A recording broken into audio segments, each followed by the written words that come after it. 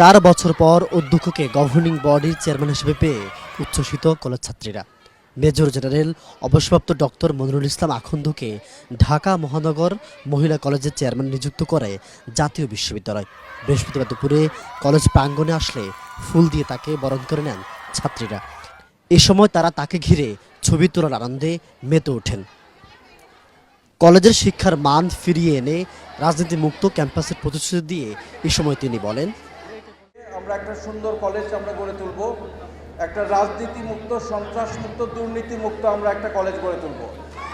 আমরা লেখাপড়ার পাশাপাশি একটা দেশপ্রেমিক নাগরিক আমরা গড়ে তুলব। আমার কাছে সবচেয়ে গুরুত্বপূর্ণ হচ্ছে তোমরা, আমার ছাত্রীরা, আমার মায়েরা। যৌক্তিক দাবি ইনশাল্লাহ আমরা এটা গ্রহণ করব। সকল কমিটিতে আমি ছাত্রীদের পক্ষ থেকে একজন কমিটি মেম্বার রাখবো। পরে সাংবাদিকদের প্রশ্নের জবাবে তিনি বলছিলেন, বলতে চাচ্ছি, তোমরা এখানে ভয়ভীতির কেউ না। তোমাদের দাবি তোমরা স্পষ্টভাবে বলবা, ভয় পাওয়ার কিছু না। একমাত্র আল্লাহ তাআলা আমাদের সৃষ্টিকর্তাকে ভয় করবা, এছাড়া কাউকে ভয় করার কিছু না। আর আমি তো তোমার বাবা আছি তো এখানে, আমি তো আই লুক আফটার ইউ। এবং এখানে ভয়ভীতির কিছু নাই। অনেকেই হয়তো অতটা খুশি হয় না আমি আসার কারণে। আই ডোন্ট মাইন্ড, আমি আমার কাজ করে যাব এবং আমার কাজ এবং ভালোবাসা দিয়ে আমি সবার মন জয় করার চেষ্টা করব।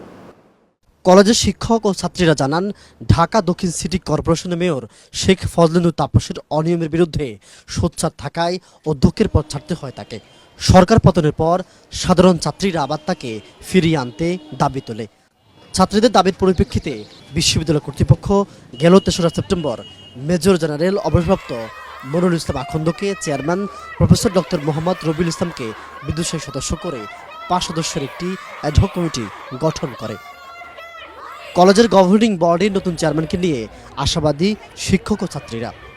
যখন ছিলেন উনি 19শে জুলাই থেকে 20 ডিসেম্বর পর্যন্ত ছিলেন এবং সেই সময়টাতে আমরা নিরাপদ খাবার পানি, সুশৃঙ্খল শিক্ষা ব্যবস্থা, টিচারদের অন টাইমে অ্যাটেন্ডেন্স, স্টুডেন্টদের অন টাইমে অ্যাটেন্ডেন্স এবং আমাদের বিভিন্ন ধরনের সেফটি, এই কোচিং ব্যবসা বন্ধ করা থেকে শুরু করে আমাদের আরও যাবতীয় যে সকল সমস্যাগুলো বর্তমানে কলেজে বিরাজমান, অনেক বেশি দুর্নীতি এবং রাজনীতির বিষয়টা বন্ধ হয়েছিল।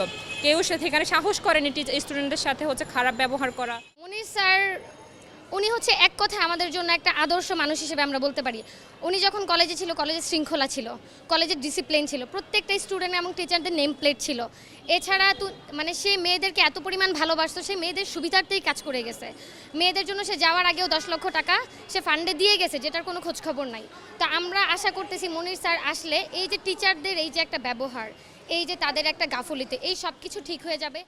আজকে উনি আসাতে আমরা খুব আনন্দিত, খুশি এই কারণে যে আমাদের যত বৈষম্য আছে, দাবি দেওয়া আছে, ছাত্র শিক্ষক যাদের দাবি দেওয়া আছে, ইনশাল্লাহ স্যার এগুলো মিটাইতে পারবে। কোচিং বাণিজ্য আছে, তারপরে কিছু বই বিক্রি করে, বই বিক্রি করে, হয়তো একজন সেনা অফিসার হিসাবে এগুলো সে হয়তো মানবেন না। শান্তিপূর্ণ পরিবেশ, রাজনীতি ও দুর্নীতিমুক্ত ক্যাম্পাস গড়ে উঠলে নিশ্চিত হবে উন্নত মানের শিক্ষা, এমনটাই আশা শিক্ষক ও ছাত্রীদের। জুনায়েদ আল হাবিব, কালের কণ্ঠ, ঢাকা।